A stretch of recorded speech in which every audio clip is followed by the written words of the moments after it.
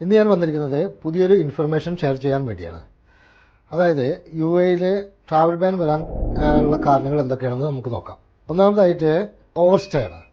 നിലവിലുള്ള വിസയുടെ കാലാവധി തീർന്നിട്ടും നിങ്ങൾ തുടർന്നും ഇവിടെ നിൽക്കുകയാണെങ്കിൽ നിങ്ങൾക്ക് തീർച്ചയായിട്ടും ട്രാവൽ ബാൻ വരാൻ സാധ്യതയുണ്ട്. രണ്ടാമതായി അബ്സ്കോണ്ടിങ് ആണ്. ഒരു കമ്പനിയിൽ നിങ്ങൾ ജോലി ചെയ്യുമ്പോൾ ആ കമ്പനിയുടെ സമ്മതം കൂടാതെ 7 ദിവസം നിങ്ങൾ മാറി നിൽക്കുകയാണെങ്കിൽ ആ എംപ്ലോയർക്ക് അബ്സ്കോണ്ടിങ് കേസ് ഫയൽ ചെയ്യാവുന്നതാണ്. അങ്ങനെ അബ്സ്കോണ്ടിങ് കേസ് ഫയൽ ചെയ്യുമ്പോൾ നിങ്ങൾക്ക് ട്രാവൽ ബാൻ വരാൻ കാരണമാകുന്നു. അടുത്തത് ബാങ്ക് ലോൺ അല്ലെങ്കിൽ ക്രെഡിറ്റ് കാർഡ് ഡ്യൂ. ഇത് വരുമ്പോൾ തീർച്ചയായിട്ടും ബാങ്ക് നിങ്ങൾക്കെതിരെ ലീഗലായിട്ട് കേസ് ഫയൽ ചെയ്യും. ഇങ്ങനെ കേസ് ഫയൽ ചെയ്യുമ്പോൾ തീർച്ചയായിട്ടും നിങ്ങൾക്ക് ട്രാവൽ ബാൻ വരും. അടുത്തതായി റെൻ്റൽ പേയ്മെൻറ്റ് ഡ്യൂ ആണ്. റെൻ്റൽ പേയ്മെൻറ്റ് ഡ്യൂ വന്നു കഴിഞ്ഞാൽ റെൻ്റൽ ഡിസ്പ്യൂട്ട് സെൻറ്ററിൽ നിന്നും ലീഗലായി മൂവ് ചെയ്യുന്നതാണ്. അങ്ങനെ വന്നു കഴിഞ്ഞാൽ നിങ്ങൾക്ക് ട്രാവൽ ബാൻ വരാൻ സാധ്യതയുണ്ട്.